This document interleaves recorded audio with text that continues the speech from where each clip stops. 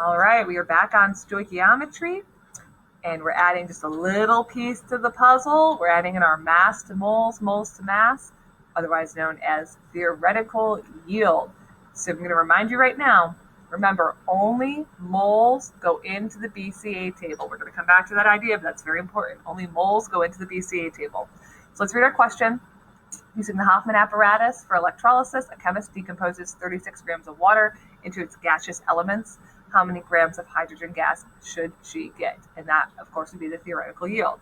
So first things first, let's write a balanced equation.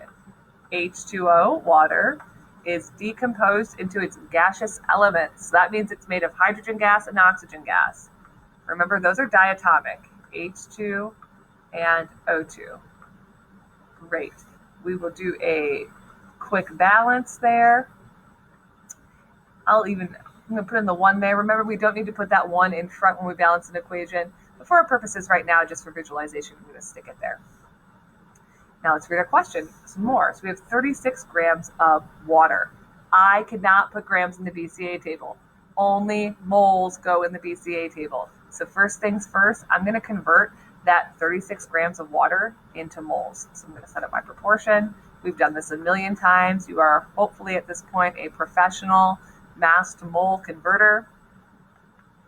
Look at my periodic table. I get my molar mass of water. I do some quick algebra there. And with my sig figs, that ends up just being 2.0 moles of water. Okay, so I start with 2.0 moles of water.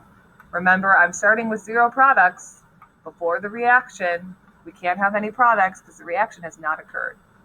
I'm going to decompose all of that water. So on my change line, I'm going to do -2. And then I need to use my ratios for my balanced equation to get the rest of my change line. And you can see more examples of this in my 8.1 tutorial video. So here to here, this is a 2 to 2 ratio, 2 to 2. That's the same thing as 1 to 1. So I know these are going to be the same number. Except on the product side, I add my moles because I have made hydrogen gas. Now this one is a 2 to 1 ratio. So we could write out the proportion. You could also probably do this one in your head, but we'll write out the proportion. So I've got 2 moles. We'll just use our H2. Doesn't matter whether you use the H2 or the H2O because they're both 2 moles. Over X moles of O2. And it is a 2 H2 to every 1 O2 ratio. So I end up cross multiplying. 2 times 1 equals 2x. Divide that by 2. And I get 1 mole. Remember that little check. 1 is less than 2. Therefore, when I come down here, 1 should be less than 2. It is. And you notice the numbers are the same. So like I said, you could probably do that one in your head. But no worries if you have to write it out. When in doubt, write it out. Then after, we just do our basic addition subtraction. 2 minus 2 is 0. We use up all the water. 0 plus 2 is 2 moles. And 0 plus 1 is 1 mole. So the question is asking, how many grams of hydrogen gas should she get? Okay, well, she gets 2 moles of hydrogen gas. Last step, let's convert that to grams. So I've got 2 moles of H2. I'm going to set up my proportion. Remember, grams equals grams, moles equals moles. So in this case, I need my grams on the bottom because I have my moles on the top. So make sure you pay attention to your units. Don't just be throwing random numbers in your proportion and breaking math.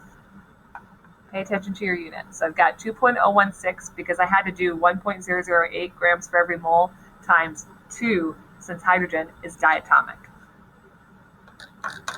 All right, so I do my math. I do my 2 sig figs. And I find out that that is 4 grams of H2. So let's break down those steps really quick again. Just one review. I started with grams of water. Only moles go in the BCA table. So this was step 1. I converted my mass to moles. So step 1, convert your mass to moles if you're given a mass. Step 2, do your BCA table. So you got to get that BCA table done and filled out. And then once you figure out what you need from the BCA table, convert that back to grams. So mass to moles, BCA table, moles back to mass. And that's how you do theoretical yield.